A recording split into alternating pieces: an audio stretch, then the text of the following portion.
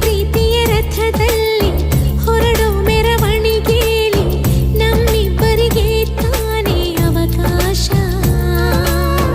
ಈ ಪ್ರೀತಿಯ ಪುಟದಲ್ಲಿ ಬರೆಯೋ ಬರವಣಿಗೆಯಲ್ಲಿ ನಮ್ಮಿಬ್ಬರದೇ ತಾನೇ ಇತಿಹಾಸ. ಪ್ರೀತಿ ಎಂದರೆ ಹೀಗೇನೆ, ಕಾಲ ಎನ್ನುವ ಕಾಲನೇ ಬಿಟ್ಟು ಬಾಳುವುದು ಗೊತ್ತೇನೆ, ಲೋಕ ಎನ್ನುವ ಲೋಕನೇ.